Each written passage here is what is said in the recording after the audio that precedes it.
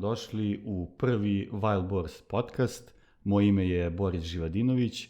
Sa mnom danas je legenda kluba, ne samo kragujevačkog kluba, nego i legenda američkog fudbala u Srbiji, čovek bez kojeg veprovi ne bi bili to što jesu dan danas. Jedan od osnivača kluba, sasvim sigurno ikona divljih veprova, Aleksandar Ristić, Alfe, dobro mi došao. Bolje te našao i evo, baš mi je drago da ja budem prvi gost u ovom podcastu i sve najbolje što se kaže nadalje da zaživi podcast. Da približimo ljudima koji ne prate toliko američki fudbal, ali interesantan im je, pogotovo kod nas u Srbiji, a tek u Kragujevcu. Kako je počela ta priča oko divljih veprova, kako ste došli na ideju da napravite klub? Pa to je bilo, krenulo iz druženja i skupljanja, kako bih rekao, na jednoj, na poljani. Navodno, svi smo voleli da gledamo američki fudbal. Američki fudbal je tada tek na trećem kanalu su počeli prenosi američkog fudbala i uglavnom kod nas je do tad svako imao dodir s američkim fudbalom. Naprimjer, ja se sjećam da sam gledao američki fudbal kad, naprimjer, za Novu godinu pa idu smešne situacije, u dnevniku puste smešne situacije iz različitih sportova i tako dalje, onda bude nešto interesantno iz američkog fudbala i u tom smislu i to je bio jedini dodir.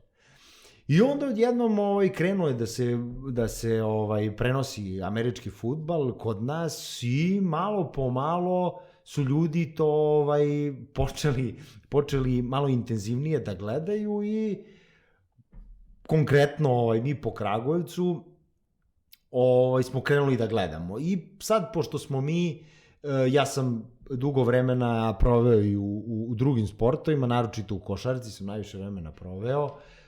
Znali smo se, ljudi, sportisti po gradu i tako, obično ponedeljkom ili u toku nedelje kad se vidimo, si gledao u nedelju NFL sinoć, šta je bilo, ono, i tako je počelo uopšte priča. I onda u jednom trenutku svako od nas je nekako, barem pričam iz svog ugla, želi smo da probamo to.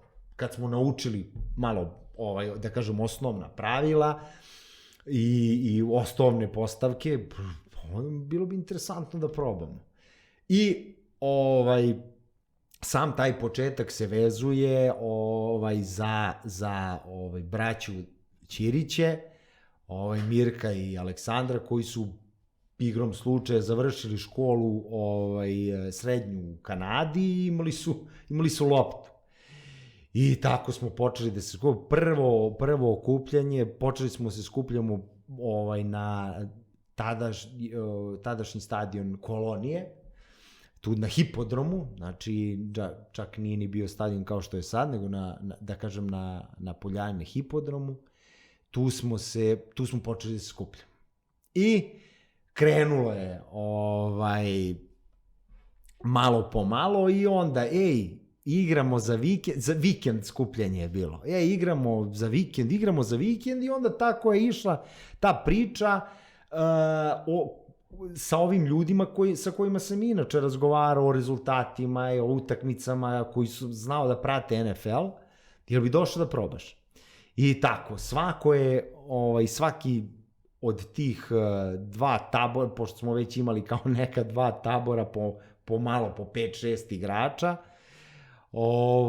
nas 10 je to započelo i prikupljuje po neko, brate, aj sa mnom, ajde, jel bi teo da probaš ovo, ono, i na taj način je polako to preraslo u da kažemo, utakmice. Jer u prvo vreme, kad smo se skupljali, to je upravo to, neko je zvao nekog i isto sa druge strane ista priča i onda ta dva tima vikendom igraju. Znači, subotom i nedeljom se nađemo i igramo jedni protiv drugih. A reci mi samo, da li ste znali neka pravila u tom trenutku kada ste počinjali da igrate tako jedni protiv drugih? Ne, znali smo pravila. Uglavnom su ljudi dole, naravno nisu znali svi, ali osnovna pravila, 4 downa za prvi pokušaj, 10 yardi, tako te stvari, osnovna pravila, pozicije i sve to znali smo svi, jer mi smo to bila, sad tu već pričamo o nekoj istoriji od, sad ne mogu, možda ti bolje možda da mi pomožeš, to je, znači to se dešava sve u jesen zima 2002. Da. Znači, to je već, imamo neku istoriju, prenosi su počeli, ja mislim, 99 ili 2000, ne znam. 2000-te, a znam da sam ja, tada sam imao 12 godina, sećam se na trećem kanalu, Super Bowl je bio februar 2001. Znači, 2000-te je treći kanal prenosio Ramsey beše, ko je to Super Bowl? New England Patriots, St. Louis Ramsey. Da. Adam Vinatieri za 3 poena. Znači, Ramsey, tačno. Eto, to je to. Znači, imali smo neki period gde smo imali vremena da, naravno, sad nismo znali u detalje, ali znali smo ono što je bilo potrebno za igru, što bi Amerikanci rekli backyard, jel, da ono što oni igraju na poljanama isto. Tako da, to su neki sami početci. Sad, posle toga, ako i to sad interesantno, posle toga smo, kad smo čuli da u Mitrovici i u Beogradu već postoje dva oformljena kluba, onda smo mi počeli da pregovaramo i da se dogovaramo, pa kao, logično je da sklopimo naša dva suparnička tima i da oformimo klub. I to je to je sam početak. Nažalost, da kažemo i da Sirmim Legionari kao najstariji klub u Srbiji, jel tako? Oni su, da kažemo, prvi osnovali zvanično klub u Srbiji, jel tako beš? Koliko ja znam, i zvanično... I već nekoliko godina unazad oni ne postoje više. Što je, da kažemo, tragedija. Pa jeste. Ali dotaći ćemo se tih tema kasnije. Uglavnom, dogovorili ste se da ta dva tabora spojite u jedan. Kako je došlo do imena? Kako je uopšte sve to teklo? Pa posle toga, kako smo krenuli sa tim, onda pošto smo jedini dodir, nije, u to vreme niko od nas nije bio blizak, da kažem, college fudbalu, koji je, da kažem, možda i popularniji po Americi, jeli? Ili nekim drugim ligama, već samo nam je uzor bio NFL, dakle, profesionalna američka liga. I uglavnom u NFL-u su neke životinje bile, i sad su, jel, imena klubova. I onda smo mi tu nas par dumali, razmišljali šta ćemo i kako ćemo, ali meni je sve bilo nekako logično i ja sam, pošto sam učestvovao u tim pregovorima, nisam želeo da bude nešto, a da nema neke veze, barem. Jel? Logično mi je bilo. I onda, pošto smo mi iz Šumadije, Šumadija, jedna od najopasnijih životinja iz tih listopadnih šuma, po kojima je Šumadija bila nekada poznata, jeste bio divlji vepar. I onda smo odlučili da se i nazovemo divlji vepar. Što moram priznam da je sad iz ovog ugla dosta hrabar potez. Jer u to vreme nazvati se vepar, još divlji, nije to baš bilo tek tako lako. Trebalo je hrabrosti za to. Ali eto, baš mi je drago da smo uspeli to i da smo izgurali. Nakon toga ide priča, verovatno su svi čuli priču, da da smo ime uzeli zato što na grbu Kragujevca postoji glavlja divljeg vepra. To je samo bio dodatni, ovo je originalna priča sad. Ja sam čuo, izvini, da vi niste ni znali, to jest niste obraćali pažnju na grbu Kragujevca, da svi znamo da je Vepar sa strelom u glavi beš, je li tako?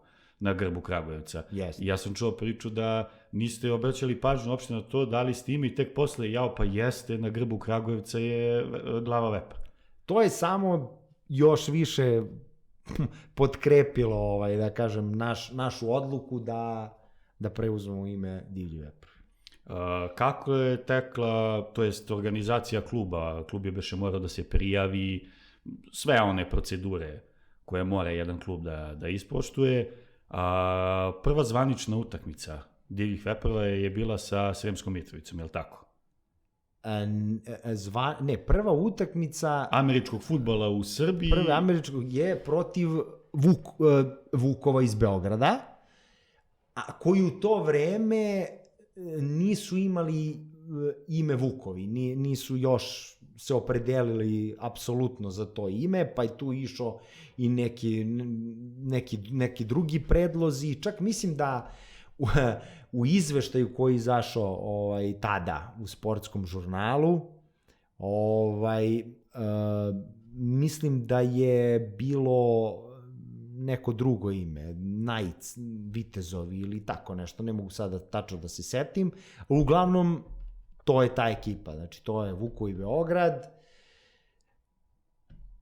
ekipa iz koje posle prerasli Vukovi Beograd, da kažem, ne u tom trenutku, na stadionu FK Jadrana u Kragujevcu 2003. godine, čini mi se to je bio neki april ili mart, ne mogu. Sećam se, vidio sam neku sliku u taj period.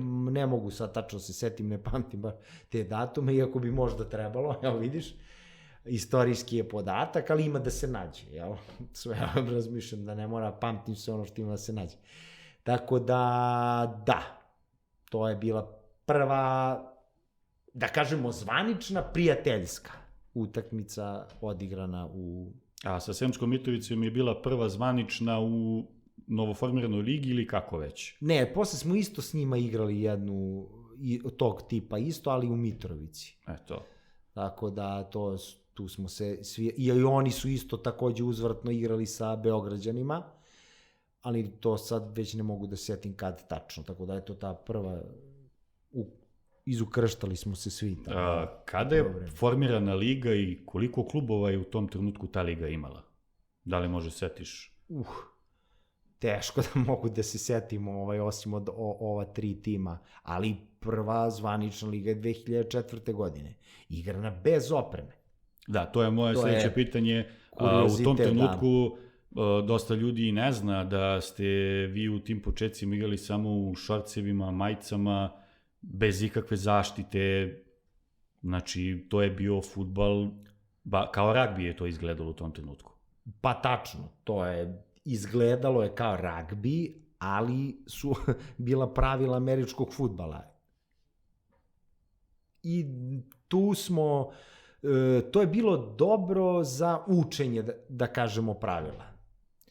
Ali ubrzo, jako brzo, pošto smo dobili opremu, smo ukapirali da mnoge i tehničke, čak i taktičke varijante, zamisli su totalno drugačije sa opremom. Dakle, mi smo se do tad poigravali, da kažem, američkog fudbala i to nam je služilo, ispalo je kao dobro za učenje samih pravila američkog fudbala, međutim to je potpuno različito, potpuno drugi sport. To smo tek ukapirali kad je stigla oprema. I te sezone 2004. godine finale na Čikadači sa ekipom Vukova? Neverovatno finale, neverovatan osjećaj, opet neka neverovatna kiša. To je bilo čini mi se, da li 7. novembar, tako nešto. Znam da je bilo kišno, neko vreme je hladno, nešto... Da.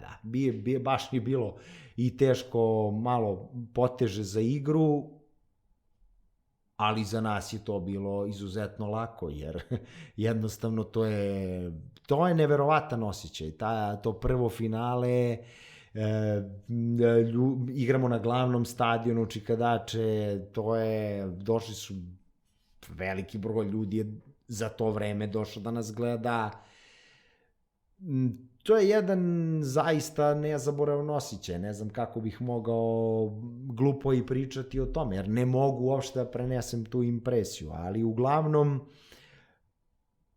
pretpostavljam da je to jedan od bitnijih događaja za sam dalji tok američkog fudbala u Srbiji. Trasirao je put neki u našoj zemlji što se tiče tog sporta. Nekom sigurno jeste. Evo, na primer,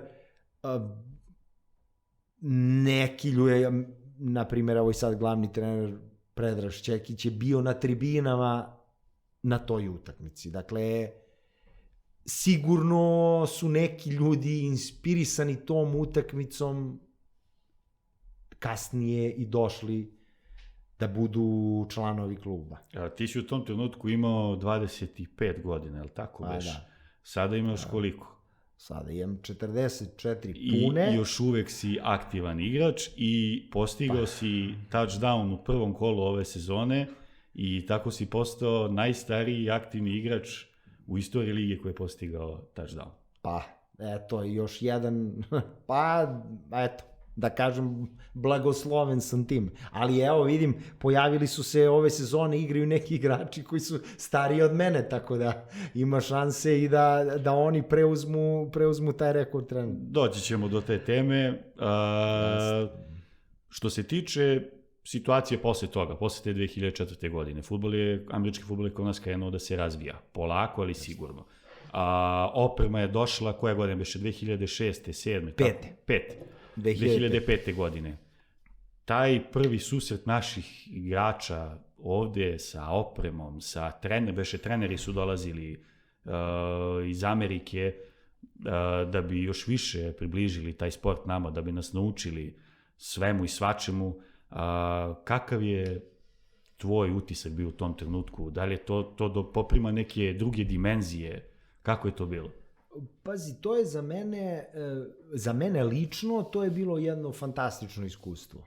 A evo i zbog čega. Dakle, posredstvom tada je u Kragujevcu radio, verovatno i svuda po Srbiji, ali radili su te nevladine organizacije američke i posredstvom USAID-a i ACD-a i Voke, koja je tad radila u Kragujevcu. Mi smo uspeli da napravimo neki projekat gde bi treneri iz Amerike došli i sa sobom doneli kontingent opreme koju mi tad uopšte nismo videli u životu. I sada, to se sve desilo kako treba da se desi i dolaze dva trenera, Larry Kentera i Gene Felker. Gene Felker je nažalost pokojni, a coach Larry i dalje vidim bio je na Super Bowlu i veliki pozdrav za legendarnog coacha Larrya Kenteru, koji je napravio, obojica su napravili velike, izuzetno su značajni za razvoj američkog fudbala, da kažem, u Srbiji. Jer oni kad su došli, oni su doneli opremu, jako puno opreme bilo, i pedova, i kacige, i kopački, i markera, sve što je bilo potrebno za treninge američkog fudbala.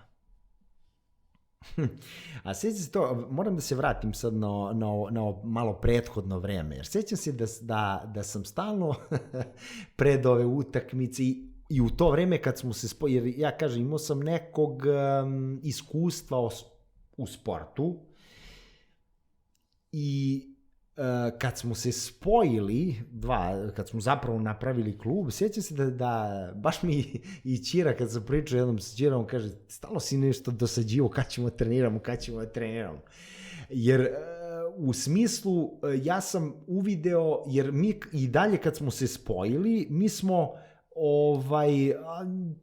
tu malo i onda kao, aj, odmah igramo. Daj da igramo, jel?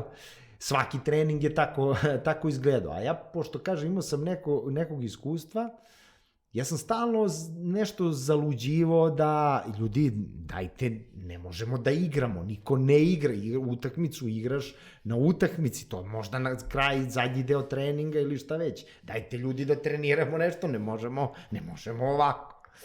Ali oni naravno svi žele da igraju i tako u tom nekom smislu. I onda kažem, to je interesantno, Ćira mi jednom rekao, sećam se bre, stalno si me nešto suđivo, kada ćemo treniramo, da nešto treniramo i tako dalje i tako dalje. I onda, kad se to desilo, onda, naravno, oba kouča, kreće njihova škola, a ja mogu da kažem da opet u tim trenucima zajedno sa Vladimirom Lazićem, mojim drugom, koji je isto proveo neko vreme u klubu kao trener i kao igrač i kao trener, nas dvojice smo direktno bili zaduženi za njih, za te treneri i ceo taj, da kažemo, program. I onda, pošto su oni želi, ceo program je bio zamišljen ne samo za Kragujevac, nego za sve gradove gde postoje klubovi američkog fudbala. Upravo to. I onda smo mi imali, prvo naravno u Kragujevcu, kamp, pa onda to ide, prvi susret s Opravom, kako se stavlja kaciga, kako se stavlja tako, kako idu ti treninzi, pošto su onda, upravo dolazimo do ovog što sam malo pre pričao, onda oni nas školuju kako ide koncept treninga. Po periodima podeljeno sve, da. Field management, time management i sve ostale stvari. I onda, vezane, jel da, za američki fudbal, i onda smo, ja i Laza putovali s njima. Imali smo neko kamionče i onda stavimo svu opremu u kamionče i onda smo provedemo 2 dana, ne znam, išli smo, provedemo u Novom Sadu, pa i provedemo 2 dana u Pančevu, provedemo 2 dana. I tako sam tom prilikom zaista sam upoznao jako puno dobrih ljudi, američkih fudbalera, sada već možda i ne američkih fudbalera, ali koji su u to vreme bili u tim klubovima, bili entuzijasti koji su hteli da pokrenu nešto isto kao i mi. I tu se stvorila zaista jedna velika, za nas, kritična masa na teritoriji Srbije koja je mogla da napravi ono što kreće baš tad u tom periodu što si pomenuo i kreće jedan zamajac američkog fudbala u Srbiji. A inače, dakle, ako pričamo o tim nekim, recimo, zvaničnim podacima, znači, postoje igramo 2004. igramo ligu bez opreme i 2005. pošto stiže tu na pola negde u leto stiže oprema, mi odlučujemo, mislim ne mi, nego ceo savez u tom trenutku odlučuje da se zbog te opreme, prelaska jer i ostali su uvideli da neće moći tako, više, nadalje, nego će morati i oni, već su i verovatno i oni pregovarali sa raznim ljudima, tako dalje, morat ćemo da pređemo na opremu, jer više ovako ne ide. Onda dolazimo do toga da se 2005 igra kup. Pričam za prvu ligu. Znači, bukvalno kao uvod u ligu sa opremom. Ne, u kup će biti kao to je to bez opreme.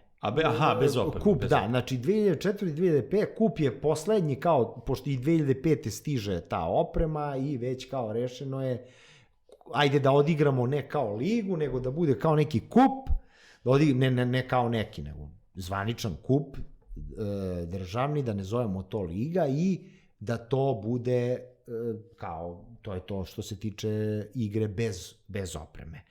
I ja sad nisam siguran, ali mislim da druga liga nastavlja posle još jedne godine. Čini mi se bez opreme, da. čini mi se da oni nastavljaju još jednu sezonu bez opreme i onda prelazimo svi na opremu. Interesantna stvar, 2005. već je reprezentacija igrala prvi put protiv Slovenije na stadionu fudbalskog kluba Obilić i gde pred nekoliko hiljada ljudi je stadion bio pun, ja se sećam, gledao sam tu utakmicu i znam da je na toj utakmici, to je bio prvi sportski događaj u Srbiji na kom je intonirana himna Bože pravde. Zanimljiv podatak. Prvi put na sportskom nekom događaju je intonirana himna Bože pravde na utakmici reprezentacije Srbije u američkom fudbalu. A viš, taj podatak nisi imao pojma. Znaš da ja volim sa tim podacima da skupljam negde u glavi nešto ima. Znam, ali taj podatak, na primjer, nisam imao u glavi, ali sam, čini mi se, video u nekom kvizu skorije neko pitanje je bilo u kom sportu je reprezentacija Srbije odigrala prvu utakmicu 2005. na stadionu Obilića. To je taj period, 2005. 6. 7. U tom periodu dosta američkih trenera, igrača, što kažemo mi importa, je polako, polako dolazilo kod nas. Da li se sećaš kod nas koje godine smo prvi put doveli nekog stranog igrača, trenera? Kada je to bilo? Kao i u to vreme kad su baš ta dva trenera došla, jer Larry je imao, on je imao dosta iskustva jer je radio i u Evropi. Bio je i u Nemačkoj i u Italiji je bio trener. I on je i tad rekao, sledeći korak koji će ovde da se desi jeste, morat ćete da dovedete neke američke igrače. Jer oni će da vam pomognu i u trenerskom poslu, u smislu da vas nauče igru, a i da će vam na terenu na bom. Mi ma gde, nema šanse od prvo, dakle nam novac za to je nemoguće i tako dalje. Ali svakako nam je bilo nemoguće i pre 3 godine od tog trenutka nam je bilo nemoguće da igramo u opremi, jel tako? Niko od nas nije ni sanjao da će da igra u opremi kad smo kretali da igramo. I kažem, on je to već nagovestio jer je znao kako ide uopšte razvoj u svim tim manjim, jer kažem, on je radio po Evropi. I sad ja ne mogu tačno da se setim, ali mislim da je kod nas 2008. Ja mislim da je 2008. godina kad smo mi prvi put doveli, to je bio Stan Bedwell, doveli smo quarterbacka Amerikanca, što je bio i logičan sled događaja, verovatno za sve, najbitnija pozicija, treba dugo da se ta pozicija razvije, i dan danas, i tako dalje, tako da pretpostavljam da je to logično da svi prvo dovedu quarterbacka. U tom trenutku počinje velika ekspanzija ovog sporta kod dece. U Kragujevcu period 2010. godine 11. 12. mi smo u mlađim kategorijama imali baš veliki broj dece. Kako ste vi došli do toga da animirate svu tu decu u tom trenutku da dođu da treniraju američki fudbal? Mi imamo i danas u klubu momke koji su tad bili u juniorskom, to je Youth bio tada, je li tako? Tako se zvalo, koji su i dan danas u prvom timu u igri. Kakav je počevši od flaga? Ne, kažem flag, to je bilo onda na početku samo flag, nije bilo mlađih. Ne, nije bilo 15-17 godina kao sad što imamo i tako dalje, tako da kao bio je flag. Ali znam da je mnogo dece bilo uključeno u taj sport. Kakav je bio način, da kažemo, pristupanja toj deci, animiranja te dece da dođu na treninge? Pa ja konkretno ne znam sad neki tačan odgovor. Ima više tu faktora, verovatno. Verovatno ima više faktora. Taj prethodni period je zapravo, ako pričamo o mlađim kategorijama, ja sam najviše proveo vremena, u flegu nisam toliko radio, ali se najviše vremena proveo juniorima.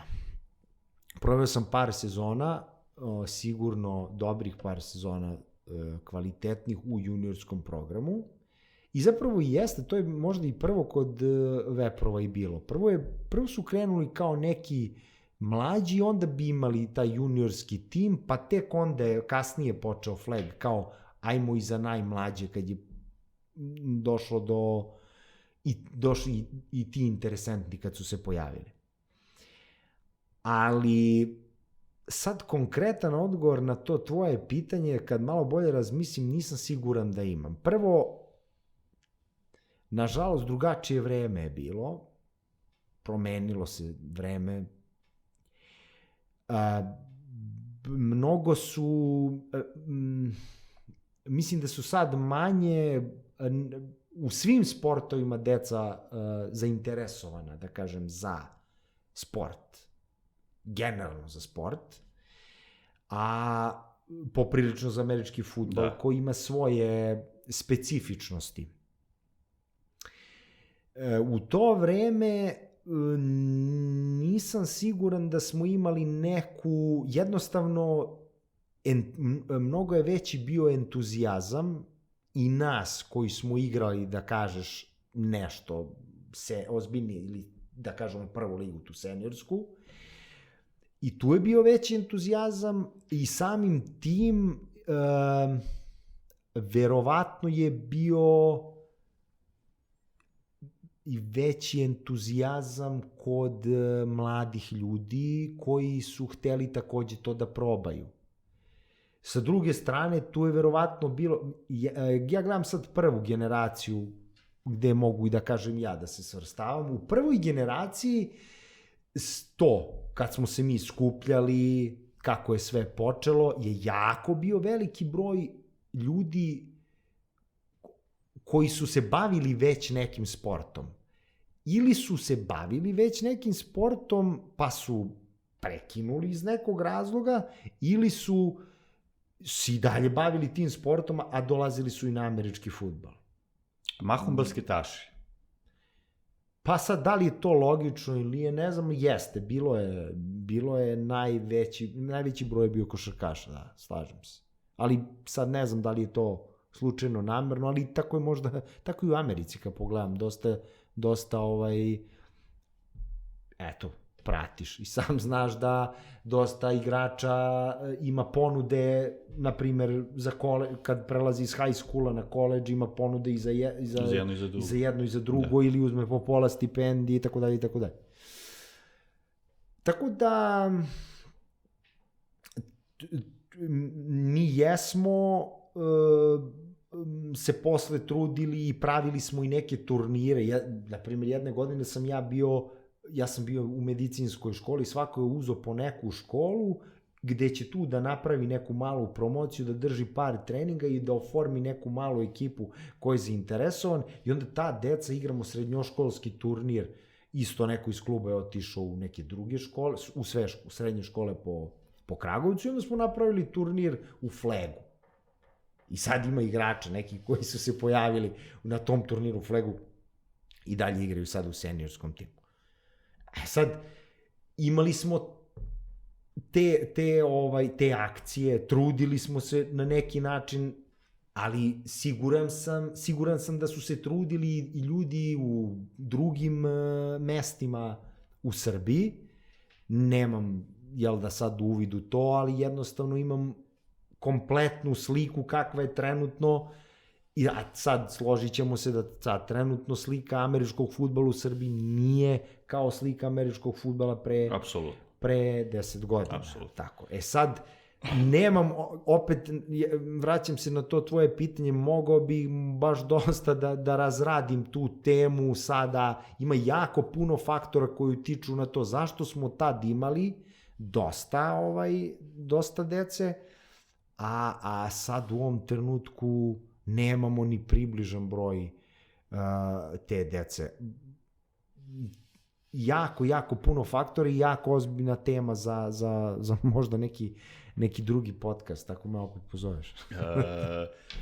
Period 2012. pa nadalje 13. 14. 15. slede 4 sušne godine, jel tako beše, podsjeti me, za divlje veprove, gde Vukovi uzimaju 4 titule za redom. Da. U tom trenutku dešavanje u klubu, zbog čega je to bilo tako?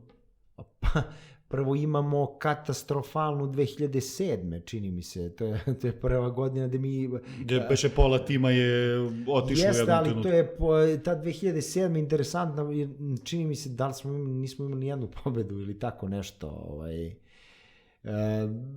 Već te nekako ne pamtim baš dobro, moram da priznam. Sve mi se te godine slivaju jedna u drugu, stapaju. Pamtim samo ovo što sam malo pre počeo da pričam, a to su neki moji dožive i neki moji osjećaji, to je ono što pamtim. Bukvalno te sad cifre i to baš nekako nisam dobar u tome. I inače ne pamtim to dobro, a i verovatno se i ne trudim to da pamtim, tako da ne znam ja onda kad 2013. kad sam se povredio, onda izašao neki podatak da sam odigrao toliko i toliko utakmica vezano i tako dalje, nisam to imao pojma. I danas ne znam nikoliko sam odigrao utakmice i postigao tažan, nebitno je, to je, ja mislim, baš nebitno. Ali jeste bio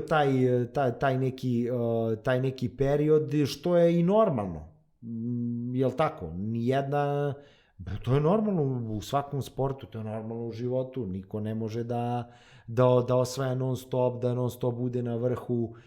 Samo mora, izvini što te prekidam, samo mora da se prihvati činjenica da u jednom trenutku nisi više najbolji.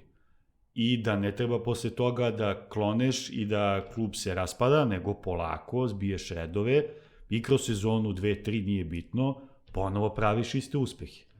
Pa, kažem opet, to je verovatno u životu. Inače, nevezano za sport, niti za konkretno američki fudbal, tako ti je u životu.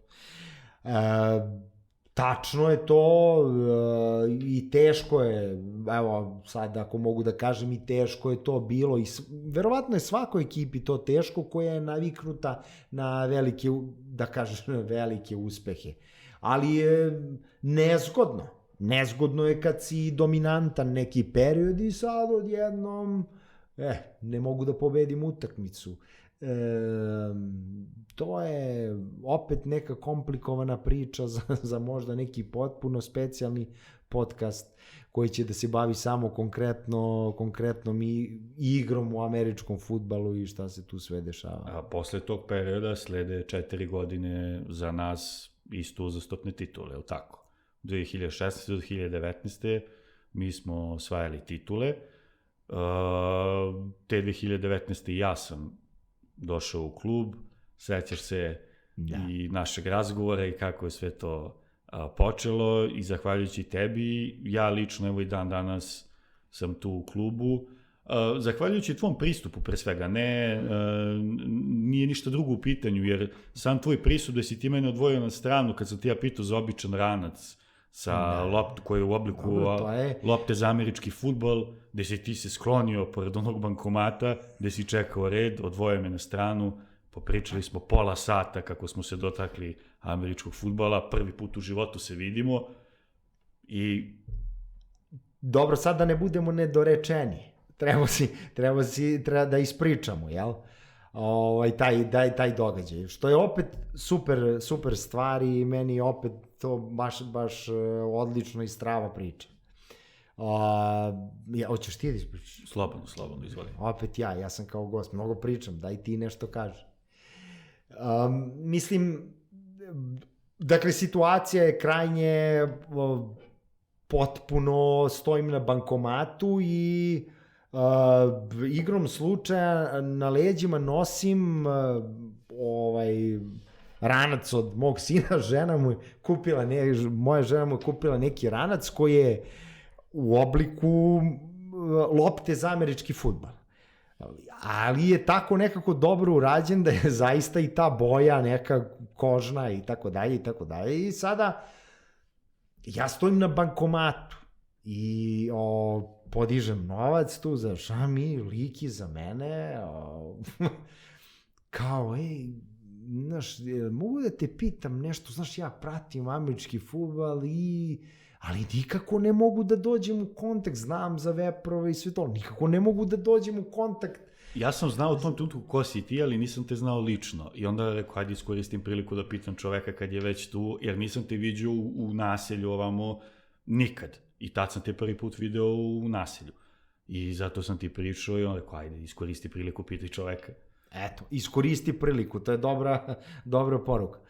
I naravno, što da ne, ja kao i svi iz kluba koji, jer to je interesantno, svako ko pokaže neko interesovanje, tebi je super da, nije to tako često da neko pokaže interesovanje za američki fudbal, za nešto što se i ti interesuje. I odmah, naravno, svako od nas nastupa sa entuzijazmom. I eto, reč po reč i Boris je sada, od tada, da kažem, u klubu. Ja sam mu rekao gde da dođe, šta da dođe, kako da dođe i po meni izuzetno pojačanje za divlje veprove.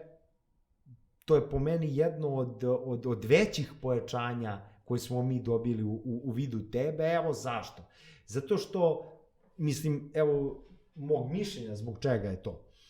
Zato što ti nikad nisi bio aktivan igrač, pa onda da odeš, da kažeš, logičan sled događaja.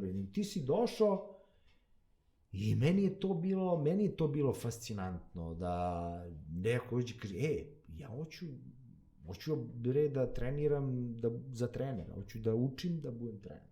Zato što ja sam od uvek bio mršavko i meni je bilo sramota uopšte da se pojavim, pričali smo to, sramota mi je bilo da se pojavim na treningu onako, ne znam, 50 kg sa sve patikama na sebi. I onda, ali od uvek mi interesovali NFL dok sam gledao i pošto sam počeo da gledam negde 5. i 6. razred osnovne škole, kako vreme je prolazilo, svi obično napad, hoće da budu quarterback, hvatač, ne znam, sve je to okej, ali kako quarterback zna da baci loptu baš tamo, šta njemu trener kaže, kakve su to akcije, pa onda odbrana, čeki, šta rade ova četvorica, trojica napred, a ovi pozadi, koja je to pozicija, kako oni čuvaju, koje su to tehnike, mene onda to počelo više da zanima i nekako odbrana me odmah privukla, jer svi napad, oni postižu po jedna odbrana sve titule.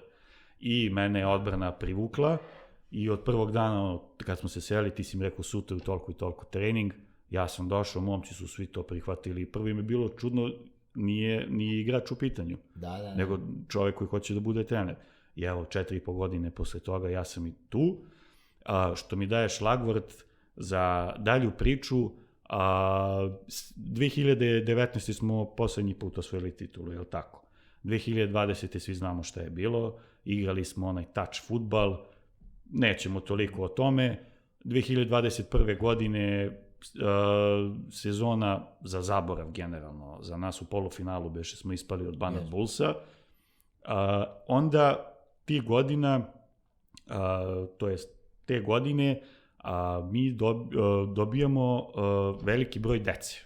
Mislim, kad kažem veliki, nije to sad neki veliki broj, gde smo se prve sezone, ja sam sa Predragom Ščekićem, sadašnjim glavnim trenerom Veprova, ušao 2019. čini mi se u juniorski pogon i krenuo sam da radim i kadetsku i juniorsku, kasnije sa Danilom Juškovićem i prošle sezone smo zajedno radili. Nekako mi se čini da deca nisu to, mislim kad kažem deca, to je nekih 14, 15, 16, 17 godina, to su ti kadeti juniori, da uopšte nemaju te neke radne navike pre svega. Da ne citiram čoveka koji je rekao, pa šta oni ustanu ujutru, serija na televiziji, nema veze, vratit ću popodne da gledam. Razumeš šta ću ti kažem, znači sve je instant, nema, što kažu oni, nema cimanja više. Što nisi došao na trening, ne znam, mrzelo me. Šta ima da te mrzi u 16, 17, 18 godina, najboljim godinama da dođeš na trening, da treniraš. Prošle godine Danilo i ja smo imali 30 i nešto momaka. Od tih 30 i nešto momaka u ekipi 27, čini mi se, je iz Kragujevca. Što je u današnjem fudbalu, ono što smo pričali, u današnjem američkom fudbalu kod nas, u mlađim kategorijama, sasvim solidan broj igrača. Ali opet nije ni to dovoljno. Kadete, evo ove godine, nemamo. Znaš, zato sam te i pitao, šta je u tom trenutku, šta ste vi radili u tom trenutku, pa je toliki broj dece dolazio na treninge, imali, čini mi se, 50-60 klinaca je bilo na treninzi, ako nije više. A sad je, trećina toga dolazi na trening i hoće da trenira američki fudbal. Da li je vreme u koje živimo danas ima veliki uticaj, to čini mi se da, dosta veliki uticaj. Problem je što čini mi se da sva deca koje dođu na jedan trening planiraju, odmah će da igra utakmicu. To treba da bude neki sistem koji se gradi godinu, 2, 3, evo ti, u ekipi, u prvom timu, koliko klinaca imamo, pogotovo i u odbrani i u napadu, koji imaju 17-18 godina koji igraju. To je zato što treba da se napravi neki sistem koji će godinu, 2, 3 da se razvija, onda bum, tu decu izbaciš u prvi tim. Mislim da generalno klubovi kod nas nemaju strpljenja. Pogotovo klubovi, mogu slobodno kažem i kao mi, da mi smo navikli na uspehe, navikli smo da osvajamo titule, i onda želeli bismo to sve, i svake godine da bude isto. Eto, sad čekali smo ove 2-3 sezone, poklopilo se, sad smo tu decu polako izgurali malo napred i čini mi se da to polako daje rezultata. Evo, ovaj pehar ovde je... Da, najtaziji. Najtaziji je kruna toga, CFL Kup nije mala stvar. Dobro, slažem. Pobediti Češku i mađarsku ekipu, nego da se vratimo na... Da, pa ako smo već kod toga, nijedan pehar nije mala stvar. To je sad bitno za reći. Opet splet neki, mnogo, jel treba tu da, kao što svi to znaju, za jednu uspešnu ekipu mnogo stvari treba da se poklopi. Ali ako pričamo o ovome, ima tu jako puno ozbiljnih faktora koji utiču na celokupan trenažni proces i na celokupnu tu populaciju i mladih i, da kažemo, potencijalnih igrača. Ako krenemo u nešto što je van sporta, to je ono što je tačno. Život se promenio i stvar je u tome, plašim se, da u celoj toj brzini gde ti malo pre si spomenuo onu situaciju sa TV-om i serijom, slična stvar i za nešto drugo. Sad, na primer, kad sam ja bio klinac, šta je nešto? Ja sam morao malo da se potrudim da saznam šta je nešto. U najlakšem slučaju da odem do sobe i da izvadim enciklopediju, pa da nađem šta je to i da pročitam šta je to. A sad na 2 klika imaš sve. Tako je. Tako da ta situacija, odnosno ta mogućnost da ti je sve dostupno, vrlo lako, da kažem, dostupno, mislim da kod mlađih stvara tu situaciju, odnosno stvara neki lažan osjećaj da ti je sve brzo možeš da ostvariš. Da, definitivno. I onda tu dolazimo do te tvoje priče, ja ću sad da dođem, malo ću ja tu nešto da treniram i odmah idem u prvi tim. I ako me ne puste, neću više dolazim na trening i to je to. To je sad već drugo. tu sad već možemo da diskutujemo, to sad sve zavisi od individue zbog čega. Da ili ne, naravno, ima i dobrih moja, ima i izuzetaka, ima i stvarno oni koji se trude, vredno rade i to jeste poenta. Znači, kako vratiti mlađim ljudima, kako im vratiti to da se oni ponašaju da samo iscrpnim, vrednim, konstantnim radom ti dolaziš do nekog rezultata. A da ne pričam koliko moraš da uložiš, žrtvuješ, propustiš drugog dela života da bi uzeo, ne znam, pehar neki. To je vrlo ozbiljna tema za razgovor. Za analizu, duboku analizu. Ja sad nisam siguran da li sam ja kompetentan, apsolutno znam nešto iz mog trenerskog iskustva što bi mogo da... Zato te i pitam. Mogo bi da diskutujem sad na tu temu, ali nisam siguran, možda ćeš imati, nadam se u stvari, da ćeš sigurno imati neke ljude u podcastu koji će to bolje objasniti, ali mislim da je to suština. Da ti, a samim tim, znači sa mnogo malo uloženog svega, mnogo malo uloženog sebe, ostvaruješ neki rezultat.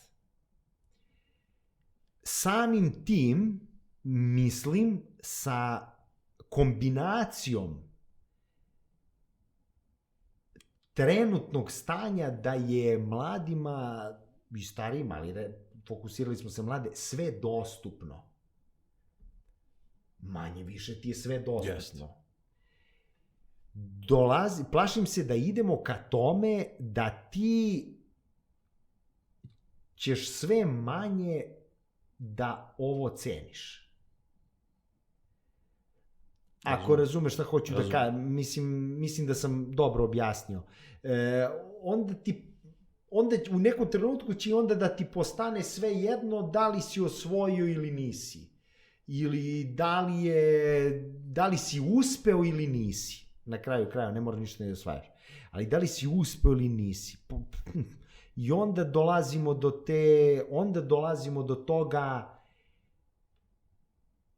pa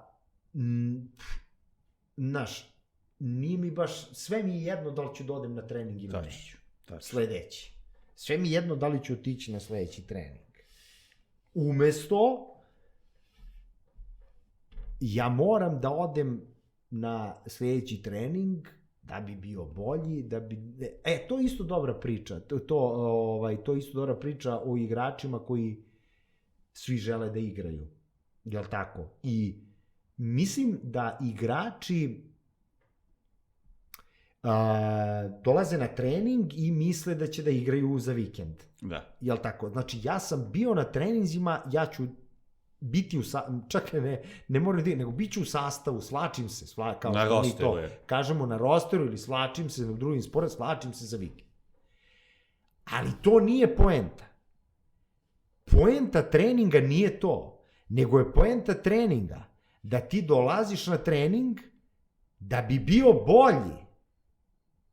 I onda ćeš eventualno da se ukažeš treneru koji će onda da zaslužiš zapravo, koji će onda te primeti, napredovo je bolje, onda se svlačiš za vikend. Upravo to. I onda ulaziš u igru, pa imaš sve više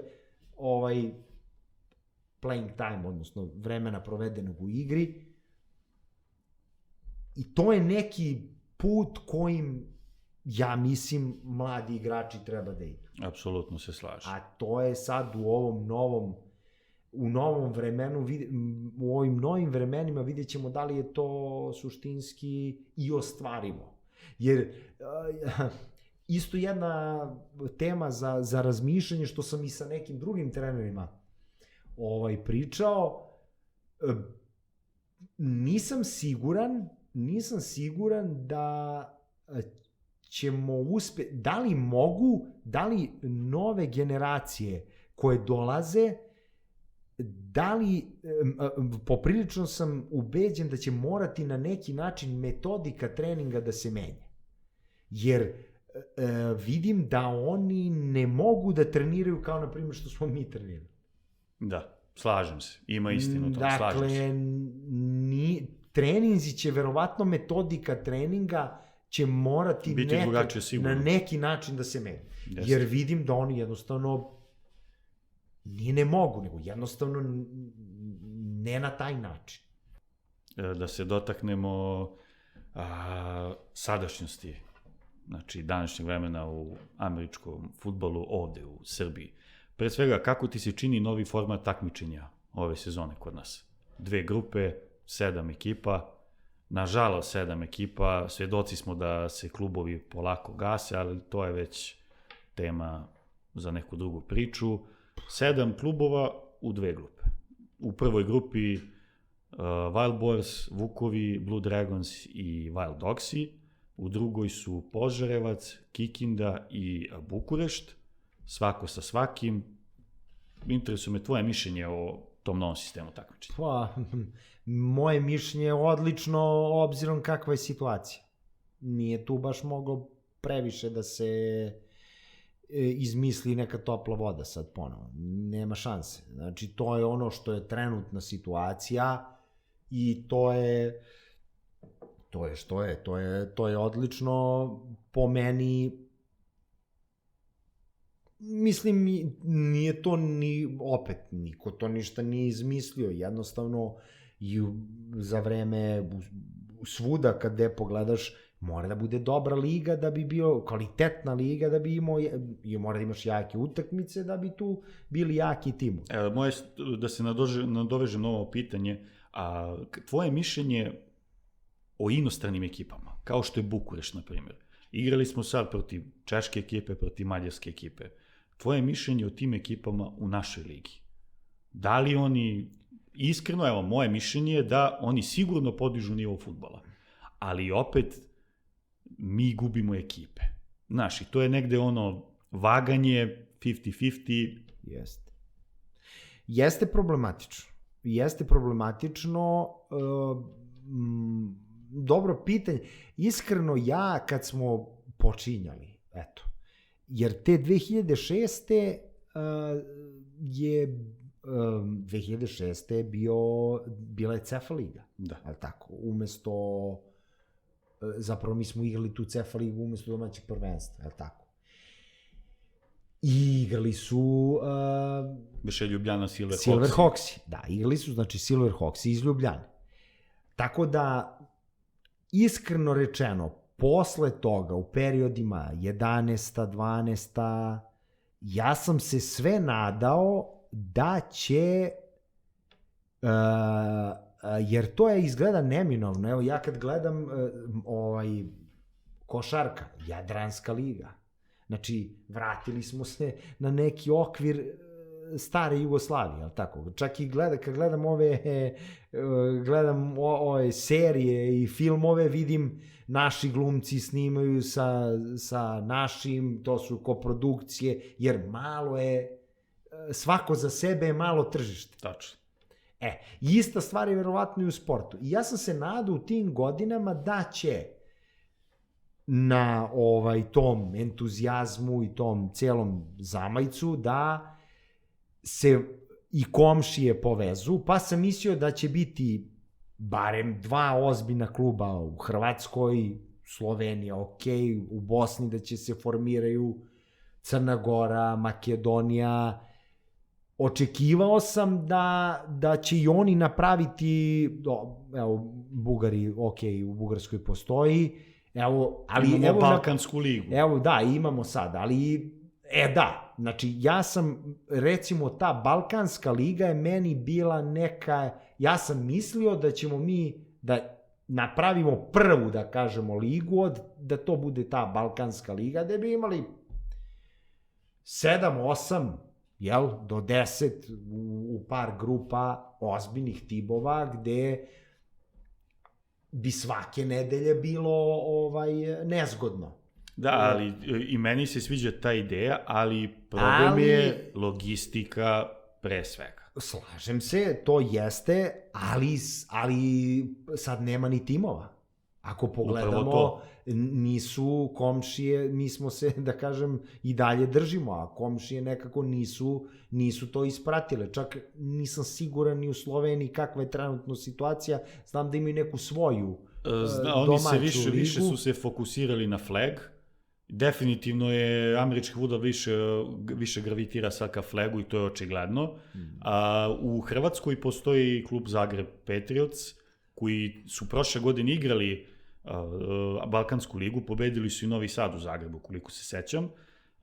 Takođe, međutim, ove godine su odustali. To je ono što pričamo. Jest. Odustali su Sarajevo, Spartans, Banja Luka, Rebels, Crna Gora nema ekipu, barem da znamo. Makedonija nema ekipu, Bugarska ima Sofia Bears i Sofia Knights, čini mi se, ima još neku, ne mogu sad da se setim, te dve ekipe igraju ove godine Balkansku ligu. U Rumunija ima, da kažemo, prvu ligu stabilnu. Nije to možda kvalitet ekipa, neki sad da očekujemo ludilo neko, ali Bukurešt je... Dobro, ali evo koliko, da kažemo, kasnije od nas. Upravo to. Kasnije od nas i kod njih je verovatno sad isti taj entuzijazam kao što je bio kod nas. Kao i što je kod nas u prvom i tako dalje i tako dalje. Tako da vidjet ćemo šta će biti s tom Rumunijom. Mađari su jako dobri u smislu jer su u jednom trenutku bili pali i evo sad imaju ozbiljne ekipe. Ozbiljne Fehervar, prošle godine smo igrali protiv njih u CFL kupu, evo su momci u ILF-u. Da. Ta ekipa je stvarno ostavila utisak prošle godine na mene, jer tu se vidi zaista jedan drugi nivo organizacije pre svega. Dakle, organizacije pre svega, a sve ostalo naravno se verovatno prenosi na teren. Mi dalje mislim da smo bolje atlete od njih generalno, ne pričam sad Veprovi ili bilo ko, Veprovi Fehervar u odnosu, nego pričam uopšte Srbija, Mađarska i kako je to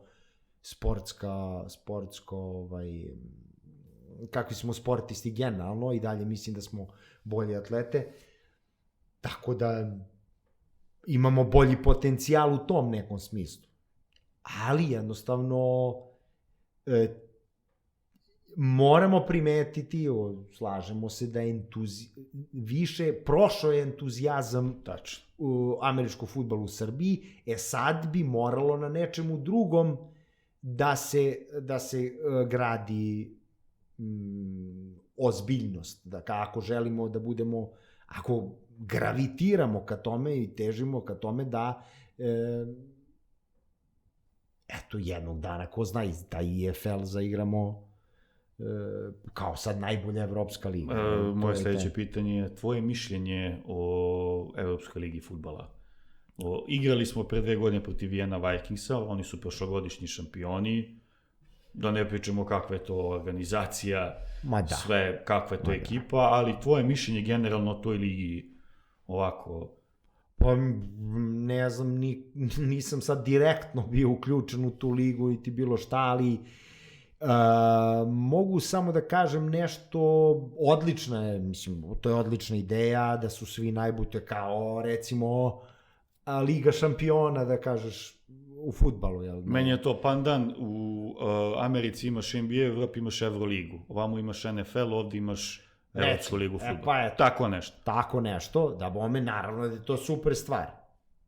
Ali opet, ovo što si ti rekao, situacija u američkom fudbalu koji je potpuno neprofitabilan sport, ako možemo tako da ga, nego zaista jeste neprofitabilan sport, ne možemo ga porediti sad sa košarkom i tako dalje. To je odlično, ali ko može to da ispoštuje i ko zapravo može to da igra, za to trebaju ogromne financije, treba ogromna organizacija, treba jako veliki broj ljudi koji se brine oko tima, upravo, koji nisu igrači, o svim sporednim stvarima, tako da To je sad, i sad šta je isto meni najveća tu problematika, to je to neko iskustvo, ja sam malo zakačio taj NFL Europe, kad je postojao NFL Europe, NFL je imao tu neku ideju da proširi na Evropu američki fudbal i onda je bilo je 6, 7, 8 klubova, ne mogu se setim, po većim gradovima Evrope, koji međusobno su igrali i tu su igrali Amerikanci koji nisu igrali u NFL-u ili neki povratnici iz NFL-a. Beše Kurt Warner u Amsterdamu, je li tako beše? Kurt Warner provjeru u Amsterdamu neko vreme i to je sjajna isto priča. Ja mislim da ima sad neki dokumentarni film o njegovom putu. Film nije dokumentarni, film o njemu, gledao sam. Da. Priča kao priča je fenomenalna. To kažem, interesantne su, sve su to priče jako, jako interesantne. I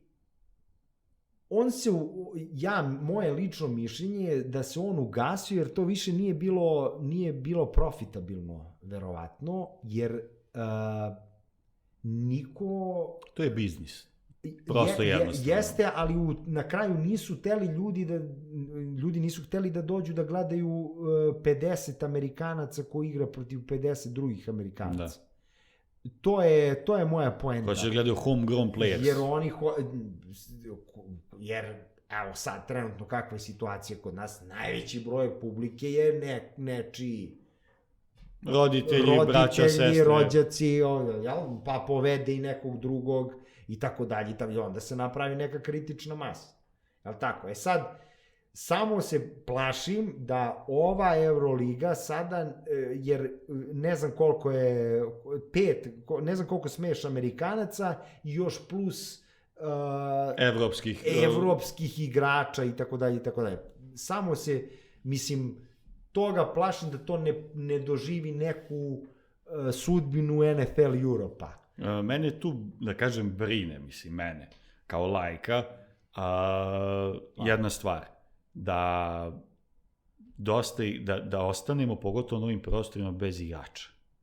Da se to toliko razvodni, da nemamo igrača više. Imaćeš, ali pitanje je kvaliteta, kakav bi to fudbal bio. Misliš, svi će da odlaze, jer ako se šire, mislim što je i poenta,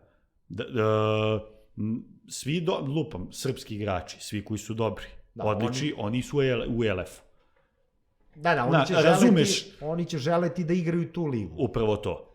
I pitanje je onda naša liga kakva će da bude u tom trenutku. Dolazimo do toga da najmlađi trebamo najmlađe da animiramo, da se sistem stvara godinama, da to ne može preko noći ništa da se uradi, da moramo da imamo neki plan i program, da se napravi za budućnost. Razumeš?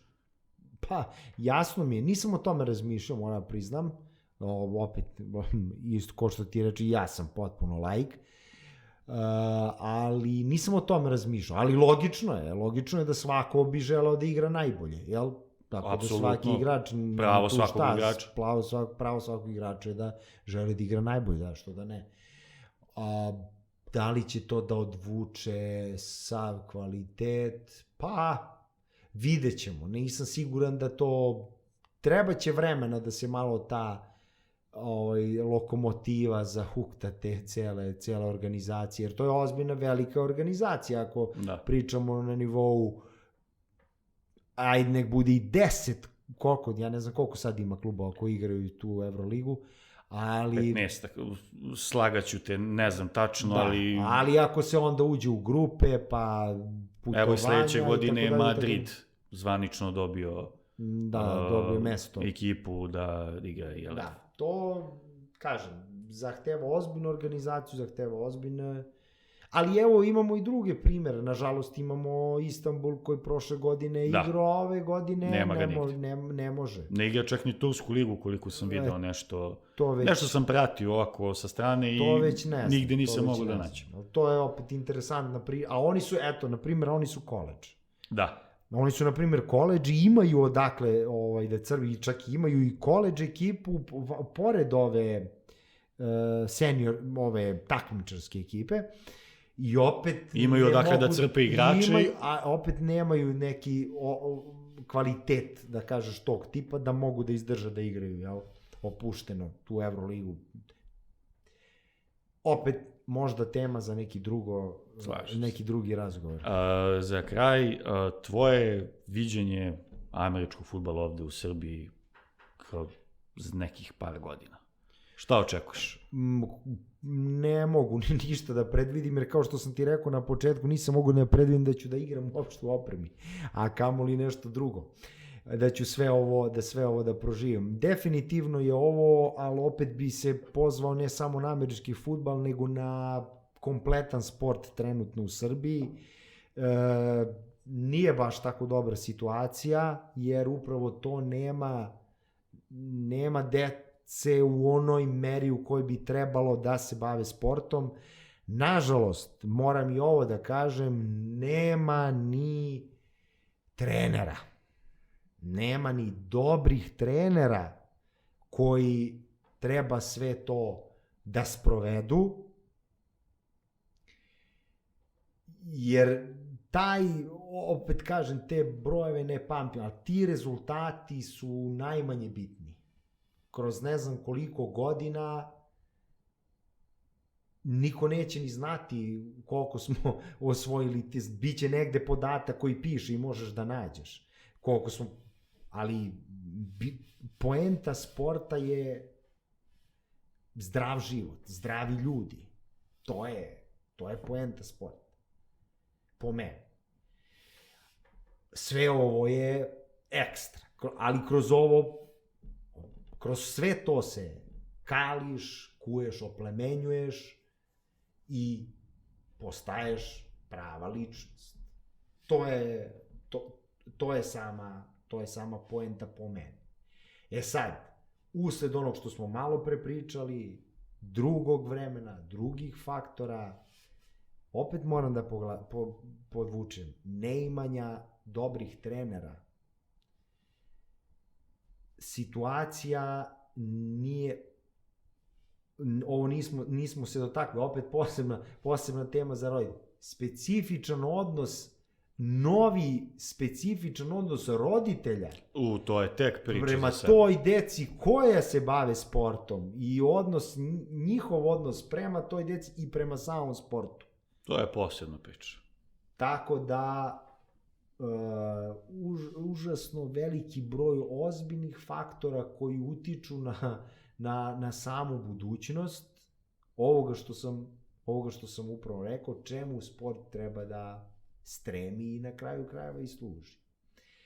Tako da vidjet ćemo.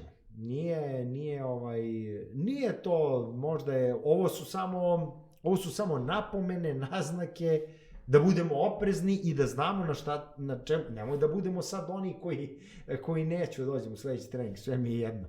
Nego ovo služi, kao mi kad gledamo film, služi ne da vidiš šta si, nego da vidiš šta ćeš da promeniš, na čemu treba da radiš da bi bio bolji. Tako da, bit će sve okej. Nadam se. Da, još jedan put moram ti zahvalim što sam baš si odabrao mene da ja budem gost u ovom prvom